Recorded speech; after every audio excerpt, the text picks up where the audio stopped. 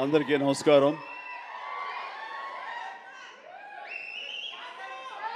కొన్ని ఫంక్షన్స్కి రావటానికి ఎంతో ఉత్సాహంగా ఉంటుంది.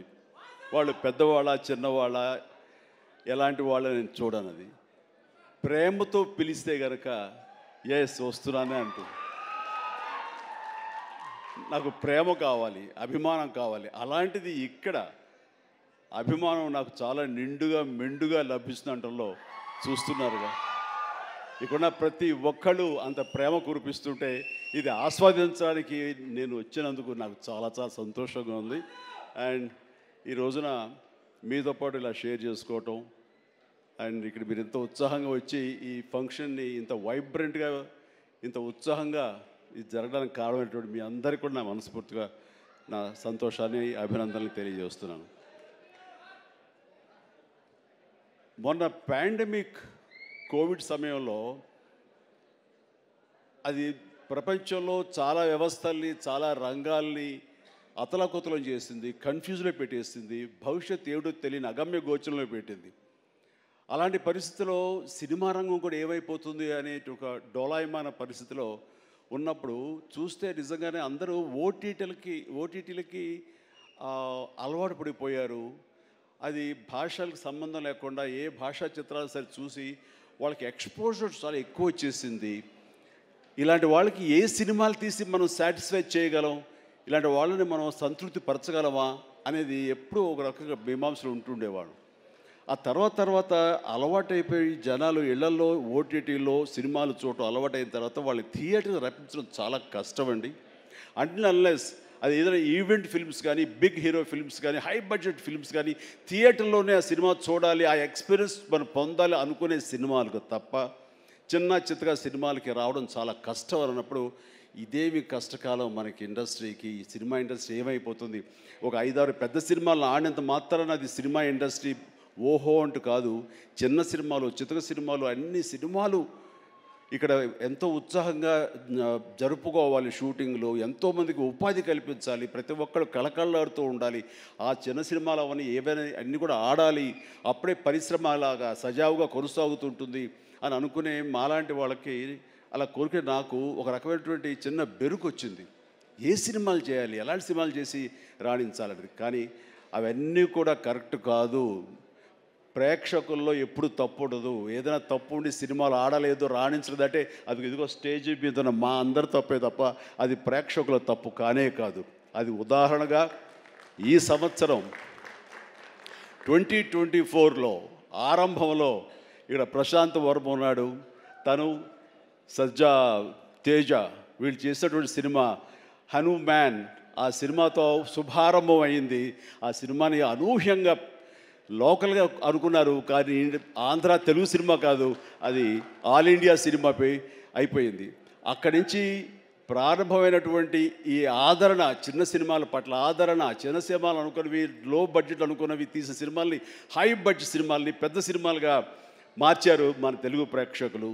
అది అందులో దాని తర్వాత వచ్చినటువంటి మన వరుస సినిమాలు, నాకు పేరు వరుస గుర్తు రావట్లేదు, కానీ చాలా సినిమాలు అంటే నీహారిక తీసిన కమిటీ కుర్రవాళ్ళు కానివ్వండి, ఆ తర్వాత మన సిద్ధు జొల్లగడ్డ చేసినటువంటి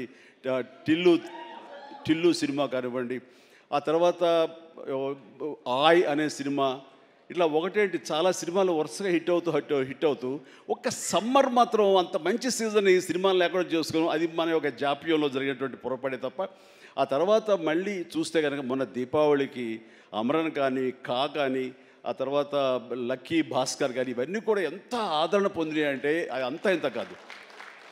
వీటి వెనకాల ఎవరు పెద్ద పెద్ద డైరెక్టర్స్ ఎవరు లేరు, పెద్ద పెద్ద యాక్టర్లు ఎవరు లేరు. ఇది కోటాను కోట్లు ఖర్చు పెట్టి తీసినవి కావు. బట్ కంటెంట్ అన్నది ఈ రోజున మన ఆయువు పట్టు. ఆ కంటెంట్ బాగుండాలి, సినిమాల్లో ఎంటర్టైన్మెంట్ పొందగలగాలి, వాళ్ళు ఇవ్వగలగాలి. మనం అది ఆస్వాదించడానికి ఎప్పుడు ప్రేక్షకులు రెడీగా ఉంటారు. అది అందుకనే నేను అంటాను, ఏదైనా సినిమాలు ఆడవు, ఇక ఓటీటీకి అలవాటు పడిపోయారు, థియేటర్స్ రావడం అది కష్టం అనేది మాత్రం అవాస్తవం. ఈ రోజున మొన్న ఈ సినిమా వరుసలో మన సత్య ఇందులో ఉన్నాడు. సత్య చేసినటువంటి అలాగే మన కీరవాణి గారి అబ్బాయి చేసిన శ్రీ మత్తు వదలరా 2 ఎంత బాగుంది ఆ సినిమా, ఎంత సరదాగా ఉంది, ఆద్యంతం చాలా చాలా బాగుంది. ఇవన్నీ కూడా నేనే ఉత్సాహంగా సినిమాలు 2 సార్లు చూశాను ఆ సినిమా.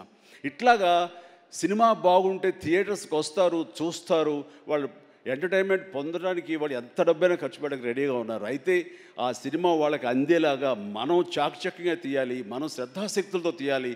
ఆ కంటెంట్ని మనం 1-2 సార్లు చెక్ చేసుకుంటే కానీ మనం బయటకు వదలకూడదు. ఎందుకంటే ఈ రోజున దాదాపుగా 125 సినిమాల దాకా ఇంతవరకు రిలీజ్ అయితే అందులో ఆల్మోస్ట్ 20% ఫిల్మ్స్ సూపర్ హిట్ అయినాయి. ఇది మంచి పర్సంటేజ్. అండ్ ఆ రకంగా ఈ రోజున ఈ జీబ్రా మంచి కంటెంట్ తోటి ఉందని అర్థమవుతుంది. ఇది వెరీ గుడ్ ఎంటర్టైన్మెంట్ ఉంది. ఇందులో మంచి స్టార్ కాస్ట్ ఉన్నారు, అందరూ వండర్ఫుల్ యాక్టర్స్ ఉన్నారు. అండ్ టోటల్గా ఇది మంచి ఎంటర్టైన్మెంట్తో పాటు ఒక క్రైమ్ ఎలిమెంట్, ఇప్పుడే విన్నాను ఫ్యామిలీ కూడా ఉంది, ఎమోషన్స్ ఉన్నాయని విన్నాను. ఖచ్చితంగా ఈ జీబ్రా మంచి హిట్. ఇప్పుడే రాశాను అక్కడ, ఈ బొమ్మ సూపర్ హిట్ అని. అవ్వాలి, అవుతుంది. అండ్ ఎందుకంటే ఇందులో నాకు కావలసినటువంటి నా మనుషులు అయితే ఏంటంటావు ఇప్పుడు, అదే అది కాదురా, నువ్వు వచ్చావు వైజాగ్ నుంచి, సంతోషమే. మరి బొమ్మలు నువ్వు వైజాగ్లో ఆడించాలి. అది అదే అలా అయితే బలోడువే. మన హీరోది కూడా అదే ఊరే. కూర్చోరా కాసేపు. సో ఈ ఇందులో సత్యరాజు గారు ఉన్నారు, సత్య ఉన్నాడు, అండ్ సునీల్, అందరికి మించి నా బ్రదర్. అండ్ కన్నడ నుంచి వచ్చినటువంటి ఒక అద్భుతమైన యాక్టర్ ధనుంజయ. ఆయన గురించి నేను విన్నాను కానీ సినిమాలు చూడటం నాకు చేయలేదు.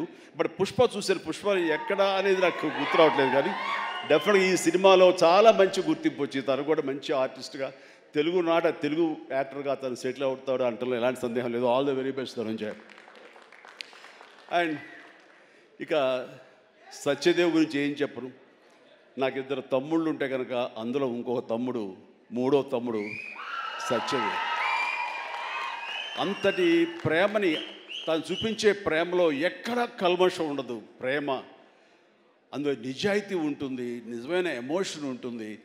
తను ఇందాక చెప్పినవన్నీ కూడాను అన్నీ సత్యాలు. ఎందుకంటే నాకు అతను చూడగానే అతనిలో ఒక స్వచ్ఛత ఉంటుంది సార్, ఆనెస్ట్, సిన్సియర్. అది మాత్రం చాలా అద్భుతం. ఎక్కడ కృతకంగా ఉండదు, ఇంప్రెస్ చేయాలని మాట్లాడడు, అనుకున్నట్టుగా ఎగ్జిబిట్ చేస్తాడు, చెప్తాడు. అది చాలా మనకి మనసుకు హత్తుకుంటుంది. నేను ఫస్ట్ టైం ఈ పాండమిక్లోనే ఒక సినిమా చూసాను. సినిమా పేరు నాకు గుర్తురాట్లేదు. ఏ సినిమా అది?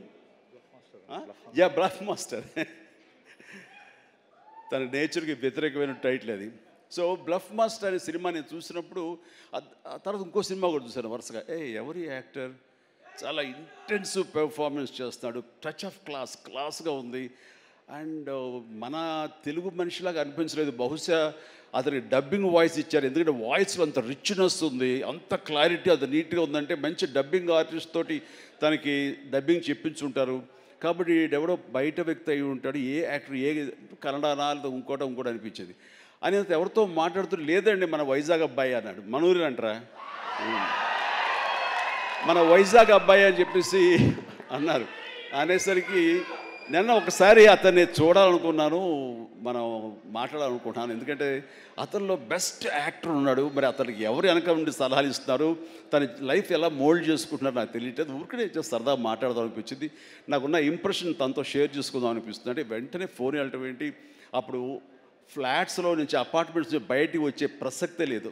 అక్కడ వాళ్ళ యూనియన్ ఏదో ఉంటే కనుక వాళ్ళ స్పెషల్ పర్మిషన్ తీసుకుని అప్పుడు రోడ్డు మీద వచ్చి నన్ను కలవడం జరిగింది. చూడగానే నా పేరు సత్యదేవ్ అండి అది అన్నాడు. అయిన తర్వాత ఓకే వెరీ గుడ్, చాలా బాగా చేస్తాడు. కాసేపు పిచ్చాపడి మాట్లాడుకున్న తర్వాత, సార్ ఇక్కడ ఇందాక నాడే అది పచ్చబొట్టు అని కాదు, అది పడ్డ మచ్చ, అది నేల మీద. అది ఎందుకు పడ్డావు ఏంటది అంటాను. నేను మీ కొదమసింహం సినిమాలో మీరు రోప్లో జంప్ చేస్తుంటారు, నేను మా డిష్ టీవీ మా యాంటీనాలో ఉండే వైర్ తోటి అలా జంప్ చేసి కింద పడ్డానండి, అవి దెబ్బ తగిలింది. అయిన తర్వాత మీ ఇంపాక్ట్ ఎంత ఉంటుందని మీకు ఈ విషయం చెప్పాలి. దీన్ని కుట్లించడం కోసం మా నాన్నగారు హాస్పిటల్కి తీసుకెళ్ళారు. అప్పట్లో మత్తు గిత్తు లోకల్ ఇంజక్షన్స్ ఇవ్వలేదు. దాన్ని అట్లాగా నేను భరించలేక ఏడుస్తుంటే, అరే చిరంజీవి అయితే అసలు నవ్వుతూ అది కుట్టించేసుకుంటాడు అంటే, వేసిన 5-6 కుట్లు నేను నవ్వుతూనే ఉన్నాను, పెయినే తెలియలేదు. అది మీ మహిమ నా మీద, అది దాని ఇంపాక్ట్ ఉంటుంది. అంటే నేను ఏదైనా మైకువా లేకపోతే ఏంటి, ఎనస్థిషియా లాంటి వాడినా ఏంటి? అండ్ తనకి అంత ప్రేమ, ఆ ప్రేమ మత్తులో ఆ పెయిన్ కూడా తనకు తెలియలేదన్నమాట. అది చెప్పినప్పుడు చాలా ఇంప్రెసివ్గా అనిపించింది. Such a coincidence. తను ఆ మాట చెప్తున్నప్పుడు దాని వెనకాల నా దగ్గర ఒకే ఒక పెద్ద వాల్ పోస్ట్, పెద్ద పెయింటింగ్ ఉంటుంది. అది కొదమ సింహంలో పెయింటింగ్ అనమాట. క్యాప్ అది పెట్టుకుని, సిగార్ నోట్లో పెట్టుకుని, ఇదేనండి ఇది చూసి అన్నాడు. అంటే దాన్ని ఆ ఫోటో ముందు తను మళ్ళీ ఇంకో పిక్చర్ తీసుకుని, అలాగే వీళ్ళు అక్కడి నుంచి మా పరిచయం, మా మీటింగ్స్ అప్పుడప్పుడు అనేది చాలా రోజులు ఇప్పుడు ఒకసారి వస్తారంటే రా అని చెప్పడం, అలాగా జరుగుతుంది. అంత మంచి యాక్టర్కి సరైన సినిమాలు పడటం లేదు అనేది మాత్రం ఎక్కడ నాకు కొంచెం ఉంది. అంటే హీరోగా ప్రయత్నం చేస్తున్నాడు, హీరో అనేది కాకుండా వెరస్టైల్ యాక్టర్ అనిపించుకోవడంలో మాత్రం తన నటనకి హద్దులు ఎల్లలు లేకుండా చేసుకుంటే మరింత ఉన్నత స్థాయికి వెళ్తాడు. ఆ తర్వాత ఇతను ఏ స్థాయిలో ఉండాలి, ఏ పాత్రలో ఉండాలి, ఏ హీరోగా సెటిల్ అవ్వాలి ఏంటంటే ప్రేక్షకులు నిర్ణయిస్తారు. దాని ప్రకారం మనం ముందుకు వెళ్ళిపోవచ్చు అంటూ గాడ్ ఫాదర్లో ఎవరో నార్త్ హీరోస్నో లేకపోతే ఇంకో హీరోస్నో బయట లాంగ్వేజ్ హీరోస్నో తీసుకొస్తే మనకింత పొటెన్షియల్ ఉన్న ఒక ఆర్టిస్ట్ ఉన్నాడు, అతన్ని ఆ క్యారెక్టర్ పెట్టుకుందాం అని అంటే కొంచెం రెసిస్టెన్స్ వచ్చింది. ఎందుకంటే మన వాళ్ళు అనగానే లోకువ. కానీ అతని పొటెన్షియాలిటీ, అతని టాలెంటు, అది ఎలాగా డెలివరీ చేస్తారో తెలిసి నాకు ఐఎమ్ వెరీ మచ్ కాన్ఫిడెంట్ ఆ యొక్క నాకు ఎదురుగా నిలబడే ఆ పాత్రలో చాలా అత్యద్భుతంగా చేయగలడు అని చెప్పేసి ఆ సినిమాలో నేను చెప్పాను కాబట్టి స్ట్రాంగ్గా ఒప్పుకున్నారు. ఇందాక తను చెప్పినట్లుగా తను అంతకంతగా ఆ దాంట్లో రాణించాడు, మెప్పించాడు, ఒప్పించాడు. ద ఫెంటాస్టిక్ పెర్ఫార్మెన్స్ ఇచ్చి ఆ సినిమా అంత ఎత్తుకు వెళ్ళటానికి, ధీటుగా నాకు నిలబడి చేయడానికి తను కారణమయ్యాడు.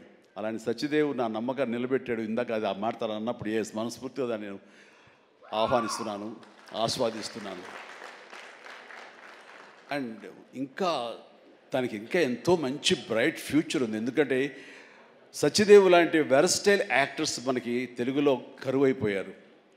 తను పరిధిని లిమిట్ చేసుకోకపోతే, ఎక్స్పాండ్ చేసుకుంటే బోల్డ్ అయిన అవకాశాలు తనకు వస్తాయి నేను చూస్తాను కూడాను.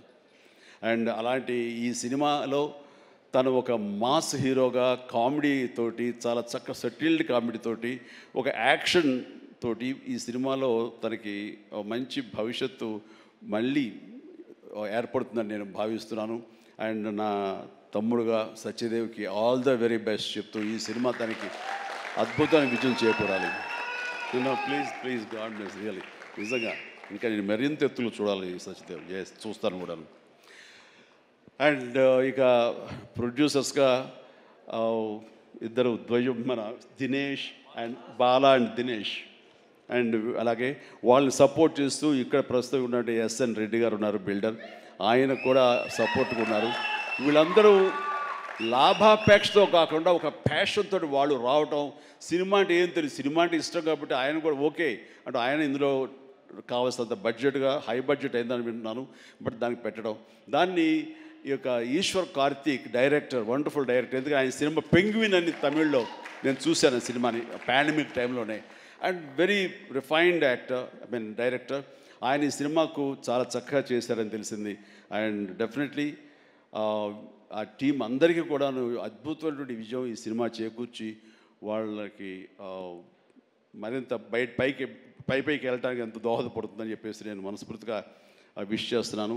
అండ్ అలాగే హీరోయిన్స్ వాళ్ళకి అంటే ప్రతి ఒక్కరికి, టీంలో ఉన్న ప్రతి ఒక్కరికి నా హృదయపూర్వక అభినందనలు తెలియజేసుకుంటూ నాకు ఈ అవకాశం ఇచ్చేందుకు ధన్యవాదాలు తెలియజేస్తున్నాను. All the very best. Chiranjeevi గారిని ఒక్కసారి వేదిక మీదే ఉండవలసిందిగా రిక్వెస్ట్ చేస్తూ ఆహా శ్రీనివాస్ గారిని కూడా వేదిక మీదకి రావాల్సిందిగా రిక్వెస్ట్ చేస్తున్నాము.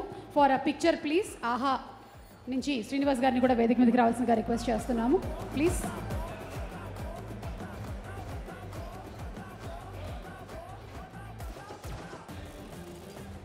ఒక గ్రూప్ పిక్చర్. నవంబర్ 22వ తారీఖున మర్చిపోకండి, జీబ్రా సినిమా రిలీజ్ అవుతుంది. తప్పకుండా వెళ్ళి సినిమాను చూసి ఆదరిద్దాము. Let's meet on theatres November 22nd. Once again, megastar Chiranjeevi గారికి స్పెషల్ థ్యాంక్స్. Thank you.